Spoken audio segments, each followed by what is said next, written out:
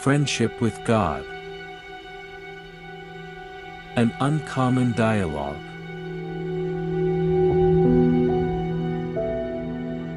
Seven. It hasn't always been like this with me. I mean, I didn't always have to have things so exhaustively explained to me before I could trust. In fact, when I was younger, I always trusted that everything would go right. I was a person of unbridled optimism. One might even call it reckless optimism. Given the fact that I'd grown up being afraid of God, this state of mind might seem to have been doubly reckless. Still, that's the way it was with me. As a child, I always knew I was going to get what I wanted, and I always did. Usually, I might add, without much effort. This really bothered my brother, who used to complain loudly that Neale has all the luck. Once I overheard my dad responding to this complaint. Neale, he said, makes his own luck. He was right. And part of the reason was my parents. My mother imbued me with a love of life, and all things creative, and my father blessed me with self-confidence. No matter what the challenge, he asked me over and over again, "How are you going to do it if you don't try?" He also told me something when I was about 15 years old that I have always remembered. "Son," he said, "there's no right way to do something. There's only the way you're doing it. Make your way the right way." "How do I do that?"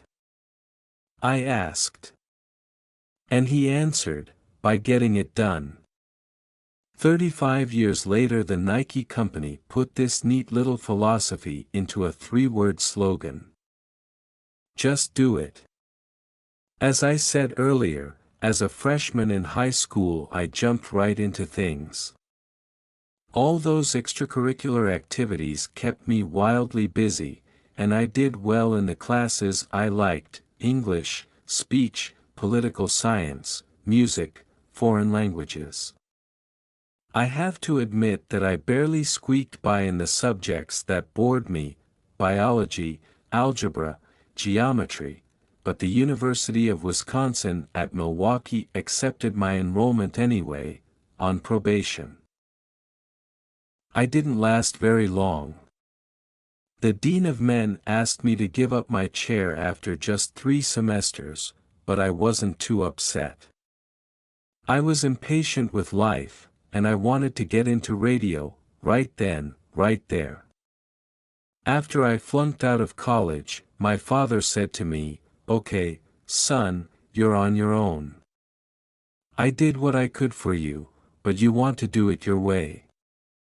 Part of me was scared out of my mind and part of me was so excited I couldn't stand it. I'd already been logging some on-air time working gratis for a tiny FM station that had just gone on the air. And when Dad cut me loose, I marched into the general manager's office at another FM station a little further up the dial, and boldly told him that he should hire me. Larry LaRue threw his head back and cackled, "And why should I do that?" I didn't miss a beat. "Because I'm better than anyone you've got on the air." Larry stopped laughing, but the smile never left his face. "Kid," he said, "I like you. You got chutzpah." I didn't know what the word meant then. I remember thinking, this is good. "Tell you what." He squeaked toward me in his swivel chair. "You come back here at 8 o'clock tonight and I'll have the night man show you the ropes. At 9 o'clock, you go on. I'll be listening. If I don't call you by 9:30, get out of there, and don't ever let me see you again." His grin became mischievous. "Fair enough," I chirped, reaching out to shake his hand. Then I added, be hearing from you tonight." I walked out, and nearly lost my lunch in the parking lot. I was still sick to my stomach when I took the mic that night.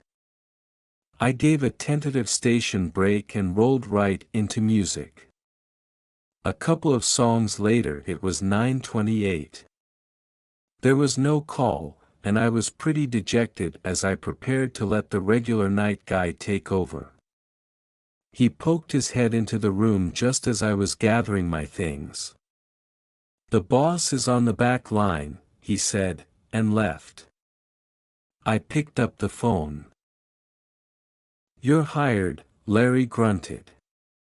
"Stay on till 11. Be in my office tomorrow at 9. I've never forgotten Larry LaRue for giving me that break.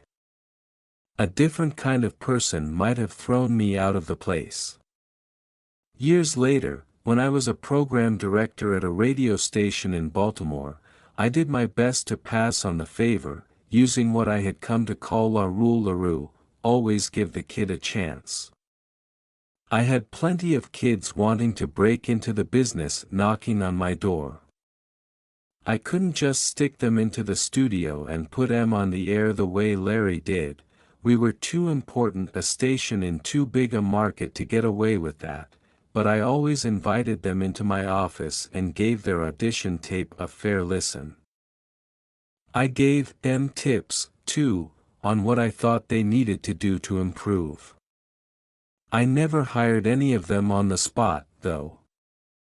I guess those days were over in radio. They certainly are today. There's no place where you can earn your spurs anymore.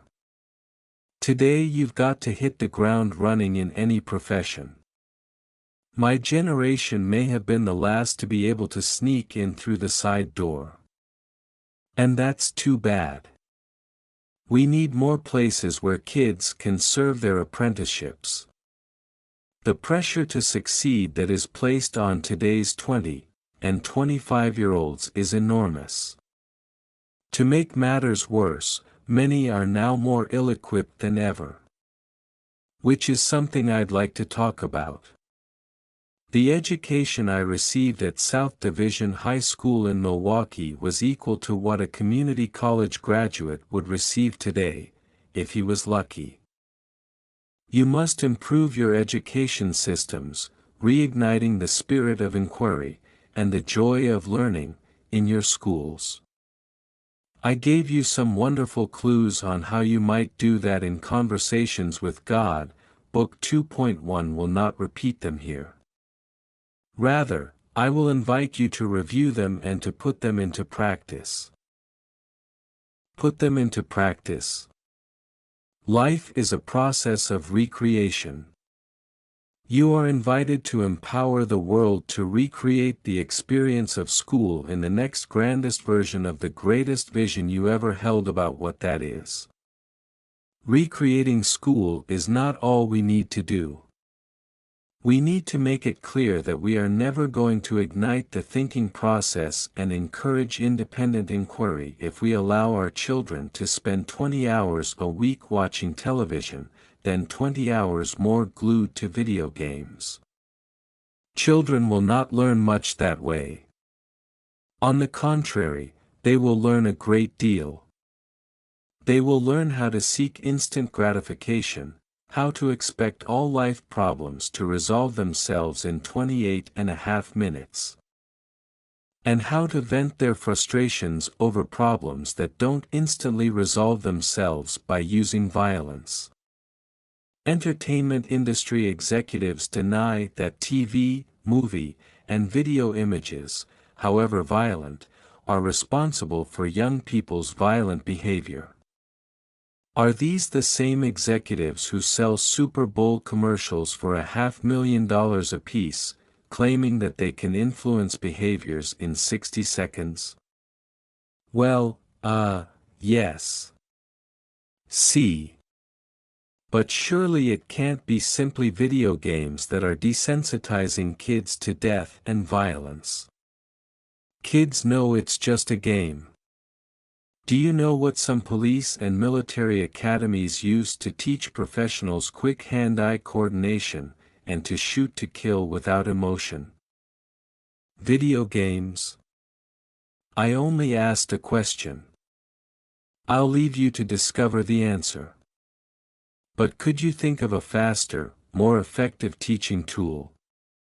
Oh, man, I probably shouldn't have put all this in here. Why not? People don't want social commentary from me, and they certainly don't want it from you. This is a book about God, and God isn't supposed to have opinions on social issues of the day. You mean, real life? I mean political and social issues. You're supposed to stick to spiritual matters, and so am I.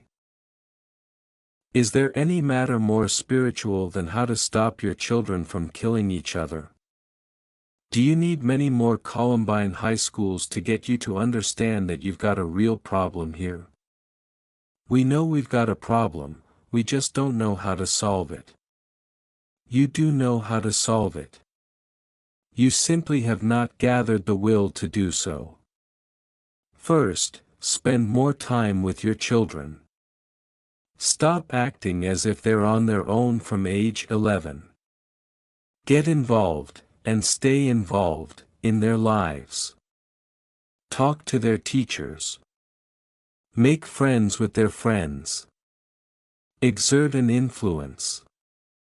Have a real presence in their lives. Don't let them slip away from you.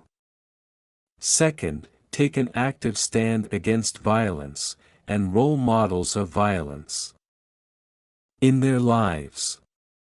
Images do teach. Indeed, imagery teaches faster, and imprints deeper, than words. Insist that those in charge of retelling your cultural story, movie makers, TV producers, video game manufacturers, and other purveyors of imagery, from comic books to trading cards, create a new cultural story, with a new ethic, an ethic of nonviolence. Third, do what it takes to make sure that instruments of violence and tools of violence are unavailable to your children and your teenagers. Prevent easy access and effortless acquisition. Most important, eliminate violence from your life. You are the greatest model for your children. If they see you using violence, they will use violence.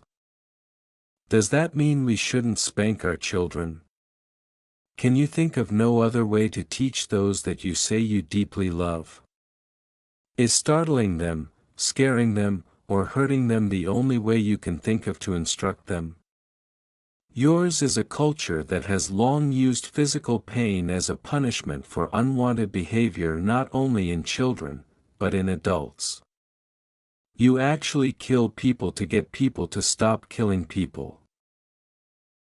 It is insanity to use the energy that created a problem to seek to solve the problem. It is insanity to repeat the behaviors you want to stop in order to stop them. It is insanity to model behaviors all over your society that you say you do not want your offspring to copy. And the highest insanity is pretending that none of this is happening, then wondering why your children are acting insane. Are you saying we are all insane? I am defining insanity. It is up to you to decide who and what you are. You are deciding that every day. Every act is an act of self-definition. You've been using some pretty tough words here. That's what friends are for. You want to know what it's like having a friendship with God? This is what it's like. Friends tell you the truth. Friends say it like it is. Friends don't pander to you, or tell you only what they think you want to hear. Yet friends don't tell you what is so and then leave you to deal with it. Friends are always there for you, offering constant support, a helping presence, and unconditional love. That's what God does. That's what this ongoing dialogue is all about. How long will this dialogue be going on? I thought it would be over at the end of the CWG trilogy. It will go on as long as you choose for it to on. So there will be another book after this? There will definitely be another book after this, as I indicated to you years ago, but it will not be a dialogue book. It won't? No. What kind of book will it be? A book that speaks with one voice. Your voice. Our voice. Our voice. Your conversation with God has led to your friendship with God, and your friendship with God will lead to your communion with God. We will speak with one voice in communion with God, and it will be an extraordinary document. All of the With God books have been extraordinary. Indeed. Will there be any more dialogue books, where you and I just talk? If you wish for there to be, there will be. Well, I enjoy these conversations immensely, because they really make me think. I'm sometimes surprised, though, at how opinionated you are. For a God with no preferences, you seem to express quite a few. Giving directions is not the same as stating preferences. If you say you wish to go to Seattle and you are on the road to San Jose, and if you stop to ask directions, is it announcing a preference to tell you that you are on the wrong road, that you have made a wrong turn? Is it being opinionated to tell you how you can get where you say you want to go? You have used this analogy before. You have said this to me before. And I will say it to you over and over again. So long as you keep trying to make me into a God who needs something from you. I tell you this, I need nothing from you. Do you imagine me to be such an impotent God that I would need something from you and not be able to get it? Do you think there is something that I want to have happen, but that I just don't know how to make it happen? If I needed you to go to Seattle, do you think I'd be wholly unable to get you to do that? It is not like that. It is like this. You tell me where you seek to go, and I tell you how to get there. Humans have been telling God for thousands of years what kind of life they'd like to have. You've declared to me, and to each other, that you wish to live long lives of peace, harmony, health, and abundance. I, in turn, have been telling you for thousands of years how you can do that. I am telling you once again, here. Therefore, let those who have ears to hear, listen. Yes, but as I said, sometimes people don't want to hear that. Some people have not liked the parts of our dialogue when you've gotten political, or controversial on social issues. And it isn't just God we don't want to hear from. I learned that when I was in the media. I had to tone down a lot of my own opinions when I got on the radio. Larry LaRue was the first of many bosses to tell me that. I worked for Larry for about 8 months, and then I got another break. Though today, I wouldn't call such an event a break, because today I know that there is no such thing as luck, and that life proceeds out of your intentions for it. That is good. That is important. It is vital, if you're going to have a friendship with God, a real working friendship, for you to understand how God works. People are forever calling the good outcomes in life breaks, luck, coincidence, serendipity, fate, or whatever. The bad outcomes, the hurricanes, tornadoes, earthquakes, sudden deaths, they call acts of God. No wonder you had this idea that you have to be afraid of me. Your whole culture supports the idea.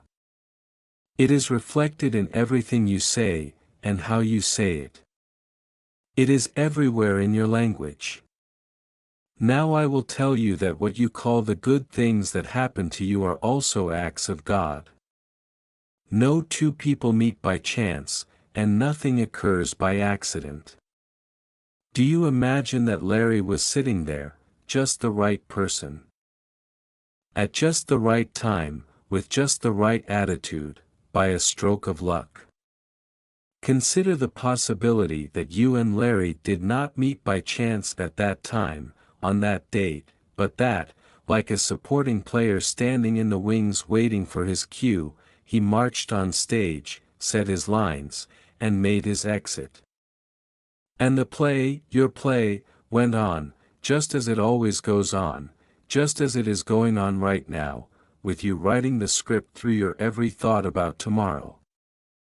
With you directing the scenes with your every verbal command. With you acting them out with your every deed. That's awesome. That could be a great depiction of how it really is. Could be. Like I said, that's a great depiction of how it really is. And now, of course, I know that. After my conversation with God, all of this became clear. But back then I thought it was just another break when one of our better on-air talents, a fellow named Johnny Walker, left the station 2 months after I arrived, to take a job in Richmond, Virginia. Soon after that, Johnny's boss in Richmond left to join a company that had purchased a small outlet in Annapolis, Maryland. Johnny Walker didn't want to leave Richmond, but said that he knew of a new, young talent that Dean could use to help give the Annapolis station a new image and a good sound. That new, young talent was me. Within a blink I was off to the East Coast, my mother wringing her hands, asking Dad to stop me. My father said, "Let the boy go. It's his time." But what if this is all a mistake? Mom asked. Then it'll be a mistake, my father said simply. He knows where we are. I arrived in Annapolis in August 1963, with 1 month left in my 19th year. My starting salary was $50 a week, but, hey, I was on real radio. This was not FM, this was AM. The kind of radio they had in cars. The kind they took in little portables to beaches. And by my 21st birthday I had become the production manager of the station, in charge of making all of its commercials. I'm telling you these stories, and this one in particular, because I want you to see how God works in our lives, how we do have a friendship with God and don't even know it. I want to illustrate how God uses people, places, and events to help us on our way. Or, rather, how He allows us to, giving us the creative power to determine the reality of our lives, although I wouldn't have put it that way then. By 1966, I'd worked my way into the production manager's job at a radio station in a city in the Deep South, which I'm not going to name, because I do not wish to embarrass or anger its present residents. Things are different there now, I'm sure, but in 1966 I thought it was a mistake for me to go there. There are no mistakes in God's world was not a concept I had learned yet. I only see now that what happened was all part of my education, a preparation for the larger work that I was to do in the world. What made me think it was a big mistake for me to be in Southern City was the racial attitude that I found there. It was the mid-60s, and the Civil Rights Act had just been signed by President Johnson. It had become law because it was needed, just as anti-hate crime legislation is needed today, and nowhere was that need more apparent than in some bastions of long-standing racial prejudice in certain corners of the Deep South. I was in just such a corner, in more ways than one. I wanted out. I hated it. When I first drove into town, I needed some gas.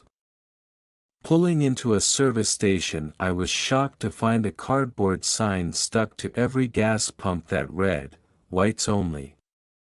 Coloreds got their gas at a pump round back. Restaurants, bars, hotels, theaters, the bus station and other public places were similarly segregated.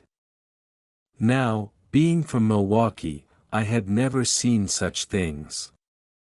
Not that Milwaukee, or any other northern city, was free of racial prejudice. But I'd never been confronted with such blatant designation of a whole group of people as second-class citizens. I'd never lived in a place where the whole of society agreed that it was okay to do that. Things went from bad to worse. I'd been invited to dinner at the home of some new acquaintances, and I made the mistake of asking about the racial attitudes I was encountering all over the place. I thought that my hosts, a genteel couple of obvious breeding, might be able to offer me some insight. I got some insight, all right, but not the kind I'd expected.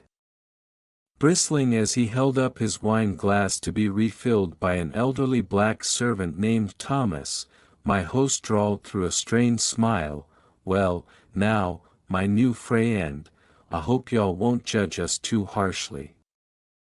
You see, we feel real kindly toward our coloreds here." "Yes, sir, we do. Why, we treat them as regular members of the family." He turned to Thomas. "Now ain't that right, boy?" I winced. The man didn't even know what he was doing.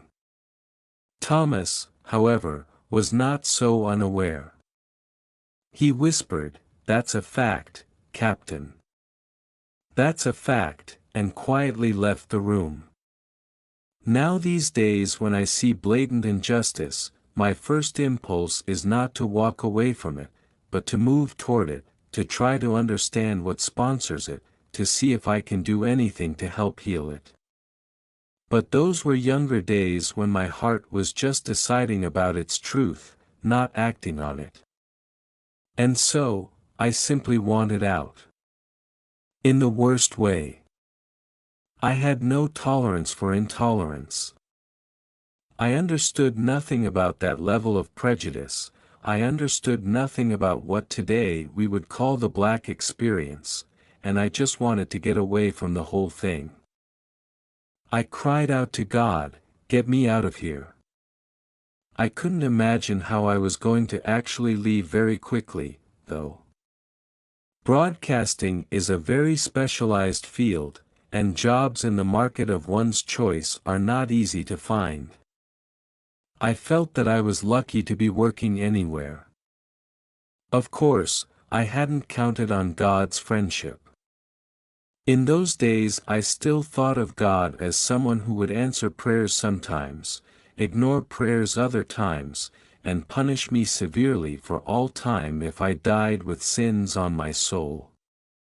These days I know that God answers prayers all the time, and I also know that everything we think, say, and do is a prayer, and produces a response from God. That's what a good friend He is.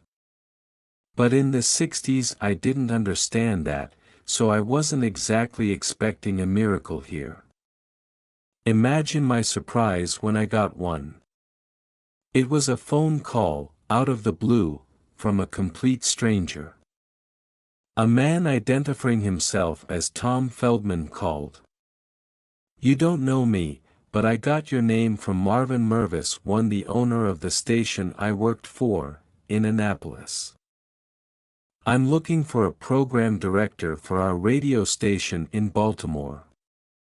Marvin says you're a talented guy." Would you be interested in coming up here for an interview? I couldn't believe what I was hearing. Are you kidding? I shouted inside my head. Yes, I think I could arrange that, I said to Tom Feldman. There's one thing you should know though. He continued, this is an all-black radio station. Ah, yes, I remember that. That was clever of me, wasn't it? Clever. It was downright conniving. Because when I was hired, surprise, surprise, at Webb in Baltimore, I got to find out firsthand what prejudice was about and how blacks experienced it, even in a so-called sophisticated larger city. I learned a lot, too, about my own self-righteousness, and how I thought that we were somehow better in our big city attitudes than the rural folks in the Deep South. I found out that our racial attitudes were not much better at all, but I had to be deeply embedded in the black experience to be able to see that. Outside the Deep South our prejudices were simply expressed differently, mainly, with much more hypocrisy. I let go of a lot of my false and arrogant thoughts during my tenure at what was known in those days as a rhythm and blues station, and I also learned a lot, firsthand, about black culture. Working side by side with a black staff and interacting daily within the black community brought me insights I could not have gained any other way. When I'd learned what I'd come to the situation to learn, God stepped in again, giving me yet another incredible chance to prepare further for the work I was to eventually do in the world. Hold it. You realize, of course, that it was you doing this, not me. You do understand, don't you, that I have no agenda for you, other than the agenda you set for yourself? Yes, I know that now. But then I was still living in a paradigm which suggested that there was something God wanted me to do, and that suggested God controls and causes the circumstances and events of my life. Well, now, just for review, who does control and cause the circumstances of your life? I do. And how do you do that? With everything that I think, say, and do. Good. That needed clarifying here, otherwise someone could get the impression that I was the cause of your experience. Yet you did chuckle just now at how clever it was of you to place me at that all-black radio station. It was clever how I facilitated what you chose to call forth. This is how your friendship with God works. First, you decide what it is you choose, then I make it possible. I decided that I wanted to work at an all-black radio station. No. You decided that you wanted to understand more fully what racial prejudice, and righteousness, was all about. You decided this at a very high level. At the soul level. It was about giving yourself lessons. It was about bringing yourself reminders. It was about moving yourself toward awareness. Your subconscious thought was to flee, to get out of there. Your superconscious thought was to find out more, at the conscious level, about racial attitudes and about intolerance, including your own. You obeyed all of these impulses at once. And you, as my soul's friend, will always make it possible for me to do that? Yes. I will place the tools in your hands with which you may fashion the experience of your choosing, that you might come to higher and higher levels of consciousness. You may choose to use those tools, or not to use them. What would cause me to do one or the other? How aware you are about why that which is occurring in your life right now is occurring. Later, I will talk to you about levels of awareness. And levels within levels. It seems that I was always a lot more conscious about things after they happened than while they were happening. I see now, clearly, why what happened next in my life occurred, but at the time, I was cursing you. That is not uncommon. I know, but now I feel bad about it, because I see two things that I couldn't see then. First, I see that what happened was something that I called forth, and second, I see that it was for my own highest good. Given where you say you wanted to go in your experience. Yes, given where I say I wanted to go. I see now that I have always been choosing to be a teacher, a raiser of consciousness among people, and that my whole life has been a preparation for that. That is very true. But I was angry with you about things that I, myself, created. I didn't understand that you were simply giving me the tools, the right and perfect people, places, and events, to prepare myself for the experience of my choosing. That's all right, don't worry about it. As I said, it's common. Now you know. So now, just stop being angry about your life, about anything in your life. See it all as perfect. Do you think I can? Do you think you can? I think I can. Then you can. But it would have been nice to know then what I know now. You know now. Let that be enough.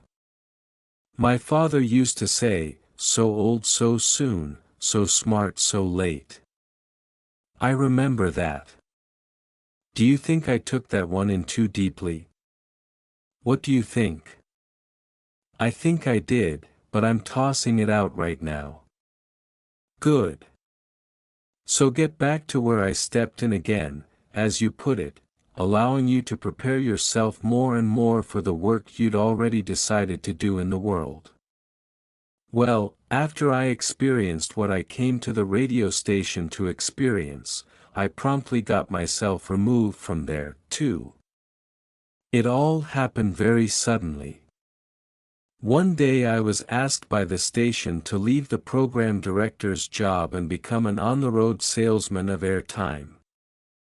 I think the owners felt that I was not doing as well as they'd hoped as PD, but they didn't want to fire me outright, and so, gave me a chance to stay employed. Now I don't think there's a tougher job in the world than that of a time salesman for a radio or television station.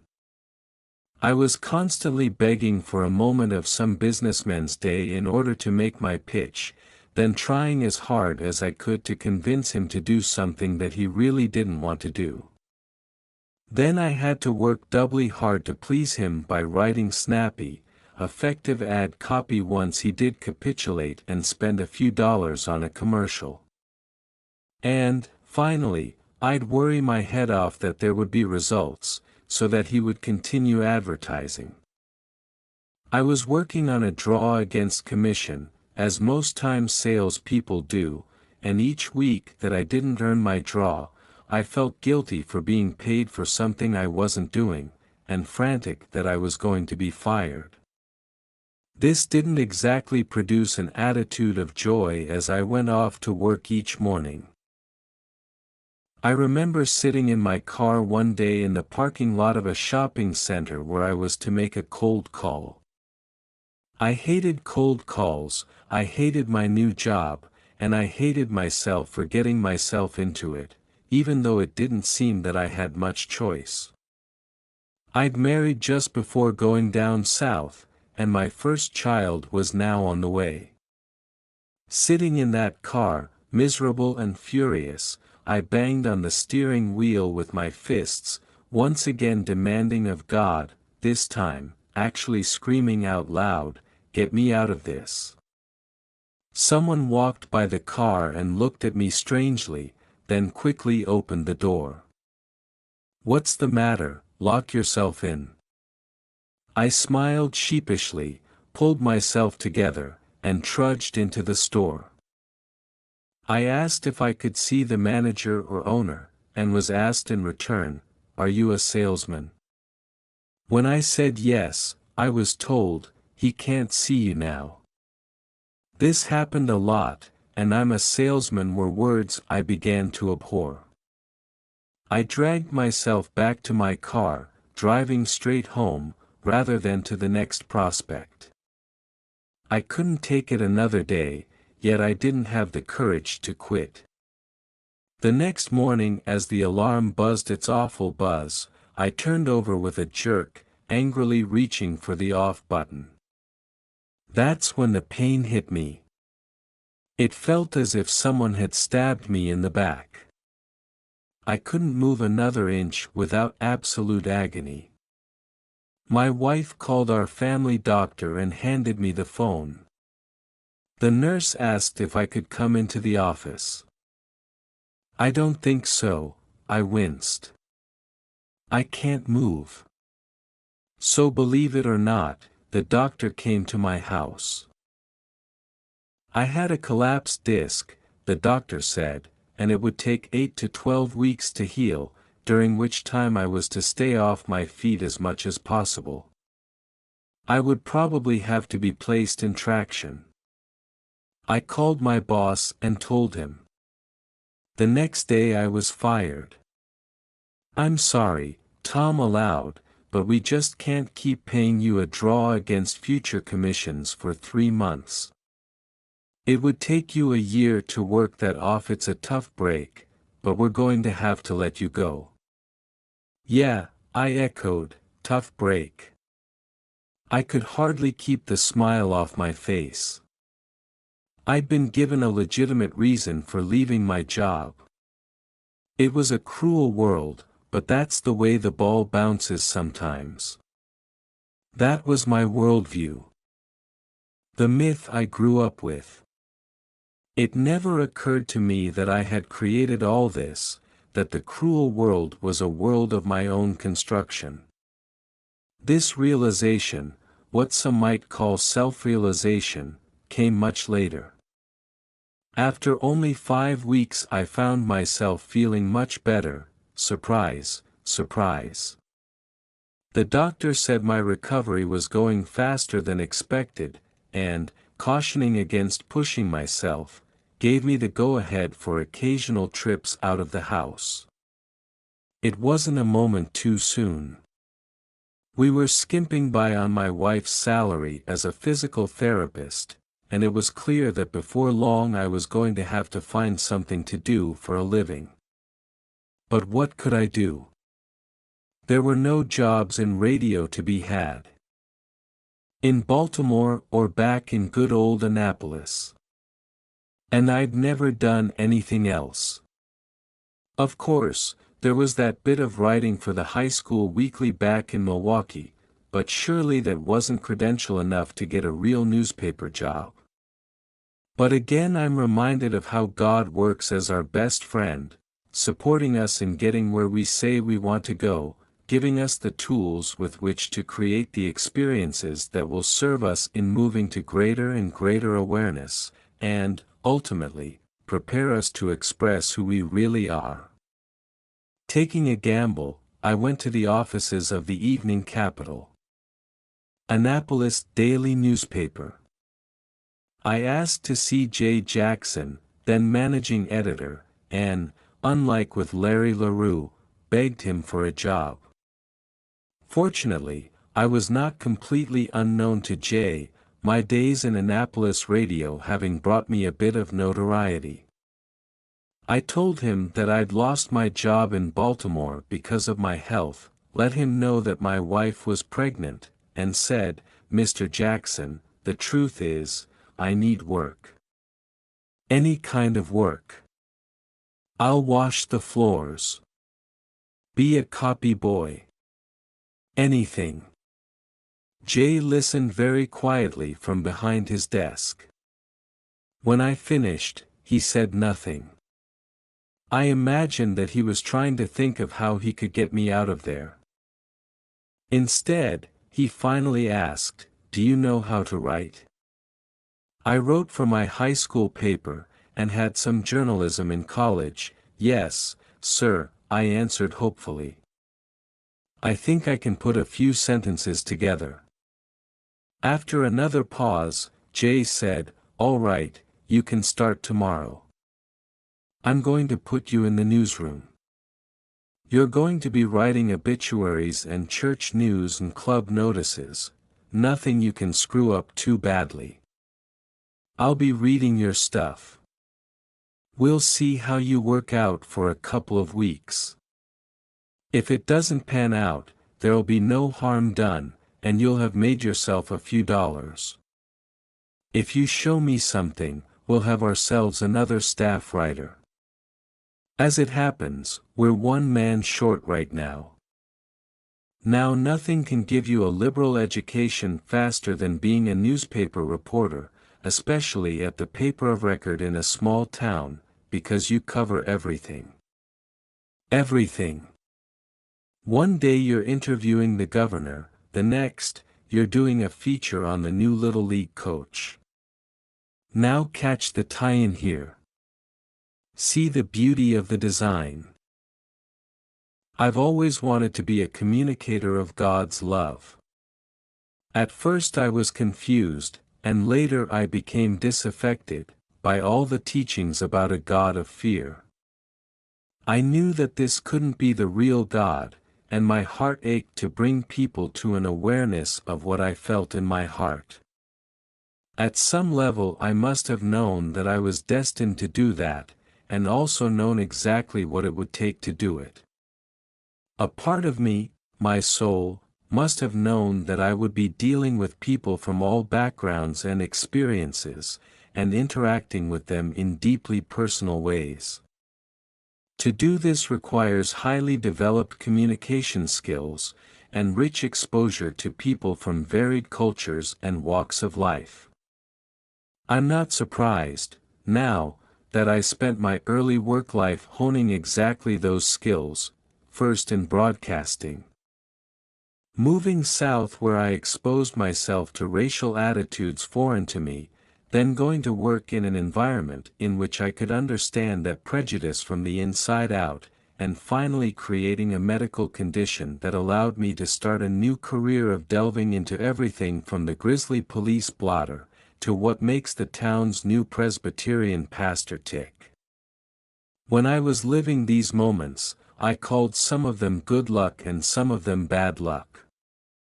But now, from my present vantage point, I see that they were all part of the same process, the process of life itself, and of me, becoming. I have learned to judge not, and neither condemn, but to accept with equanimity the experiences of my life. Knowing that all things happen in their perfect way, at their perfect time. I don't know when it was during my first month at the newspaper that I'd been officially hired. I was too busy writing obituaries and church news and tidying up the press releases that came in from the Boy Scout troops and the community theaters and the Kiwanis and Lions clubs. But one morning I found a note on my desk, handwritten in bold, red felt tip strokes. Please accept a $50 weekly increment, J. I was permanent. Everyone in the newsroom turned to look at me as I said, quite out loud, "All right." A few of the old-timers smiled. They must have guessed, or maybe they'd been told already. I was one of them. It hadn't taken me long to remember how much I'd loved newspaper writing from my high school days. And now, here I was in a real newsroom, typewriters clacking, yes, manual typewriters, the smell of ink and newsprint everywhere. 5 months after I'd started, I was given my first Real beat covering the county government, which soon produced my first page one byline. What an exciting, joyful experience. I think that only a newspaper reporter can appreciate what I was feeling in those days, a constant sense of exhilaration. Nothing has topped it since, save the moment I first saw my name on the cover of a book. Now I've had some friends advise me not to include anything about that in these pages. They say that people will think less of me, and that it will invalidate what has come through me, if I admit that I am thrilled to see my name stamped on the binding of a published book. I guess I'm supposed to pretend that I'm very blasé about these things, that none of it has affected me in the least, that I'm above it all because as a spiritual messenger, I should be.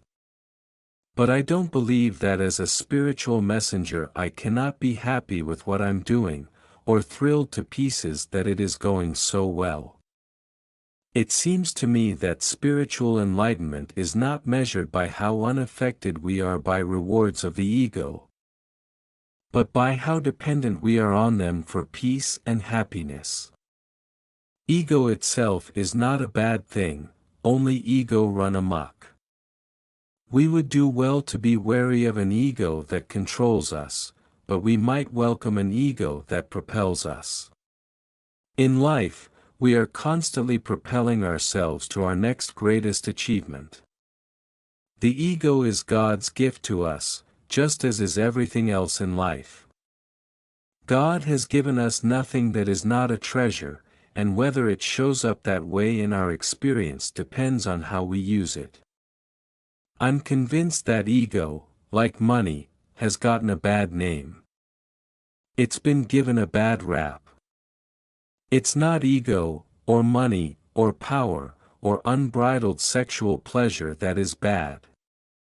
It is the misuse of these things which does not benefit us, which does not speak of who we really are.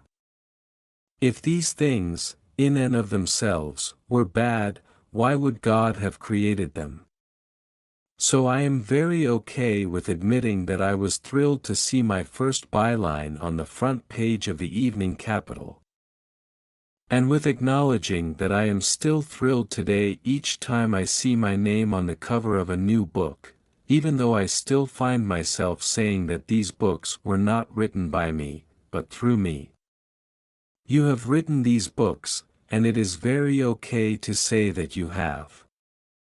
It is not necessary for you, or anyone else, to hide your light under a bushel. I have made that point before. Unless you learn to acknowledge who you are and what you have done, you can never acknowledge others for who they are and what they have done. It is true that you have been inspired by me to put these principles into print. It is true that I have given you the words to write. Does that make it any less your achievement? If it does, then you should not honor Thomas Jefferson for writing the Declaration of Independence, Albert Einstein for articulating the theory of relativity, Madame Curie, Mozart, Rembrandt, Martin Luther King, Mother Teresa, or anyone else who has done anything of note in the history of the human race, because I inspired them all. My son, I cannot tell you how many people to whom I have given wonderful words to write, who have never written them. I cannot tell you how many people to whom I have given wonderful songs to sing, who have never sung them. Do you want the list of people to whom I have given gifts, who have never used them? You have used the gifts I have given you, and if that isn't something to be thrilled about, I don't know what is. You have a way of making people feel good about themselves, just when they're tempted to start feeling bad. Only with those who listen, my friend. Only with those who listen.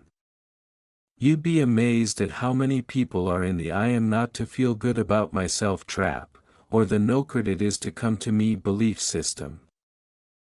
The trick is not to do what you do for acknowledgement, but rather, as an expression of who you are. Yet, to be acknowledged for who you are does not make you less of that, but only makes you want to experience more of it. The true master knows this, which is why the true master acknowledges everyone for who they really are, and encourages others to acknowledge themselves as well, and never to deny, in the name of modesty, the most magnificent aspects of the self. Jesus announced himself and declared himself unequivocally to all who could hear. So, too, has every master who has walked your planet. Therefore, announce yourself. Declare yourself. Then move fully into the beingness of that which you have declared.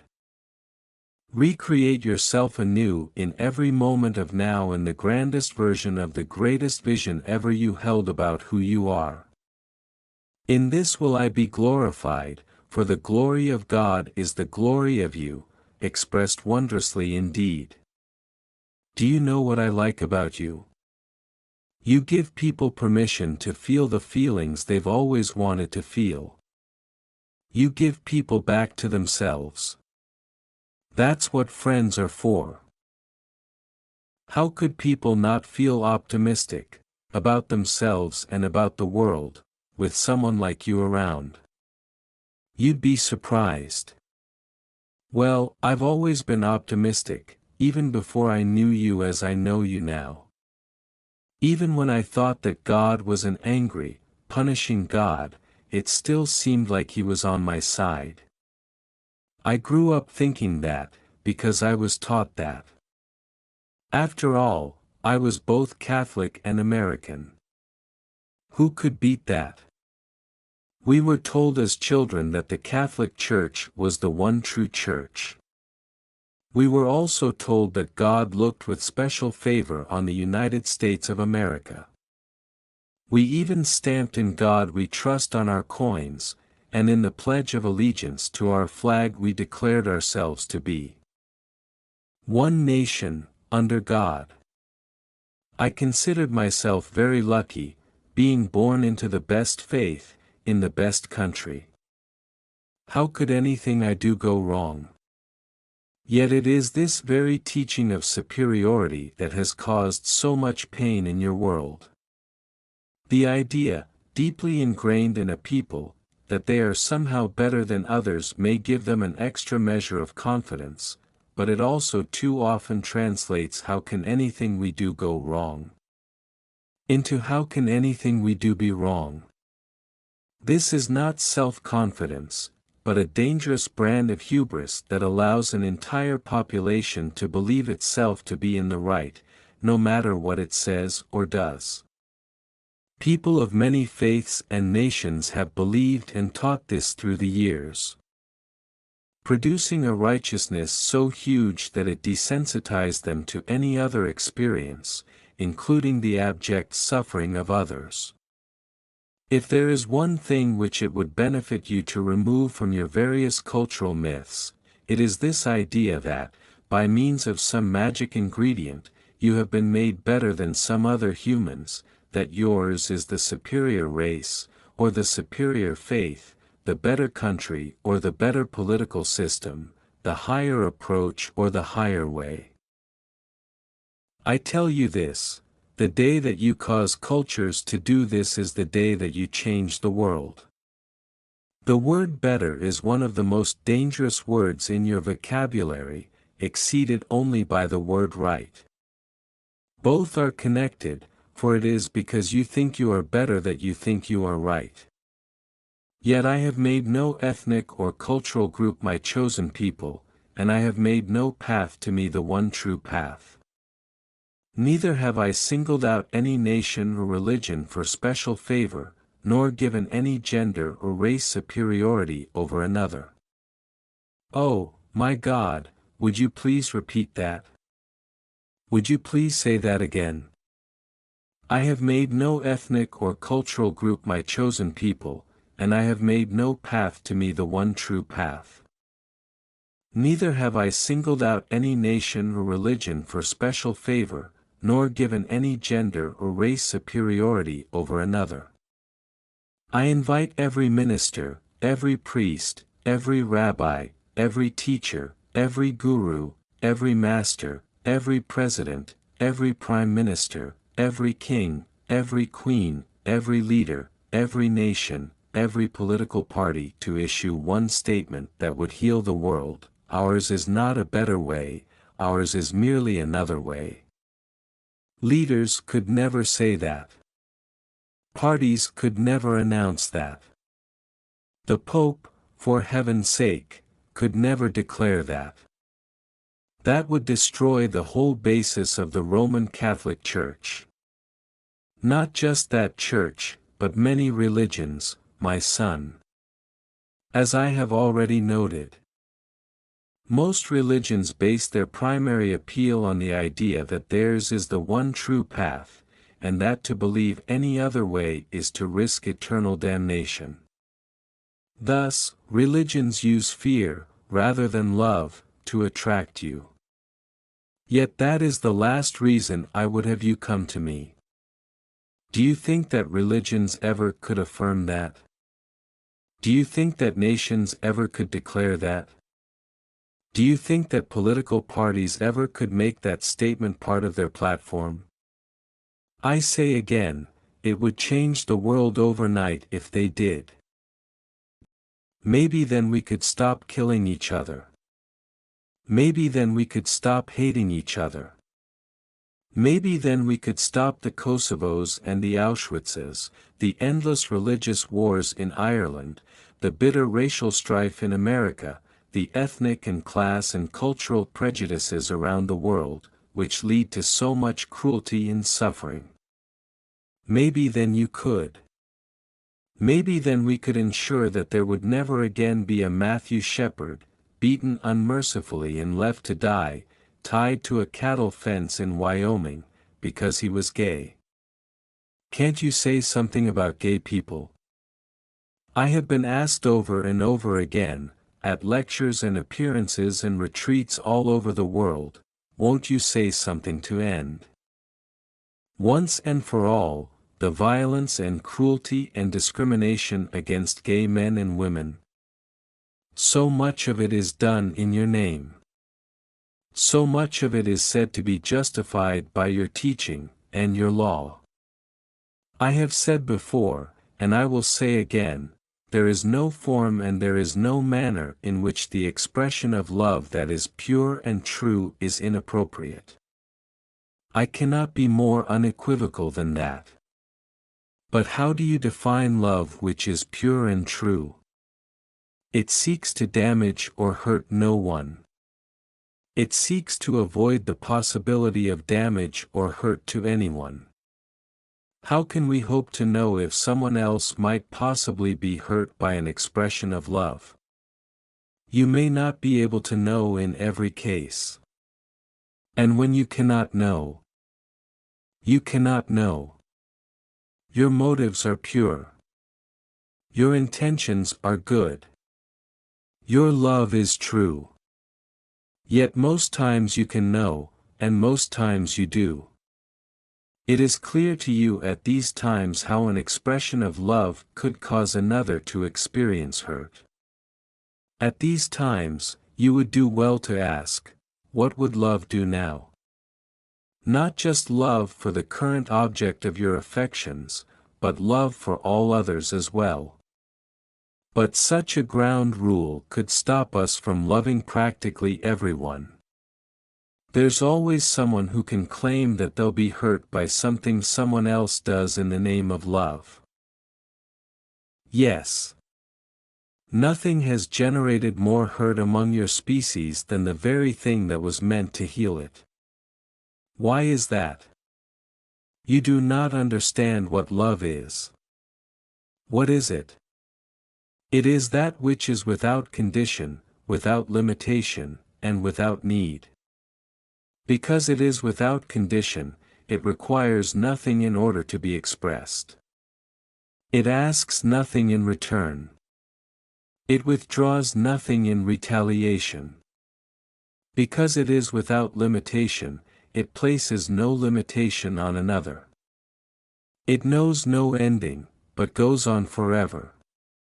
It experiences no boundary or barrier. Because it is without need, it seeks to take nothing not freely given. It seeks to hold nothing not wishing to be held. It seeks to give nothing not joyously welcomed. And it is free. Love is that which is free, for freedom is the essence of what God is, and love is God, expressed. That is the most beautiful definition I have ever heard. If people understood it, and lived it, everything would change. Your opportunity is to help them understand it and live it. Then I'd better understand it myself. What do you mean when you say love is freedom? Freedom to do what? Freedom to express the most joyous part of who you really are. What part is that? The part that knows that you are one with everything and everyone. This is the truth of your being, and it is the aspect of self which you will most urgently and earnestly seek to experience. We do seek to experience it. Every time we connect with someone with whom we feel that sense of oneness. And the difficulty is that we can feel that sense of oneness with more than one person. Indeed, a highly evolved being feels it for everyone, all of the time. How do they get away with that? Let me see if I understand the question. How do they get away with feeling a sense of oneness with everyone, all of the time? Yes. How are they able to do that without getting into trouble? What kind of trouble? Every kind of trouble there is. Unrequited love, unfulfilled expectations, jealous partners, you name it. You are bringing up a subject that will reveal the main reason there is pain and misery on your planet surrounding the experience called love, the main reason you find it so difficult to love each other, and the main reason you find it so difficult to love God. It is perfect that you should bring this up here, because step 3 in forming a true and lasting friendship with God is love God.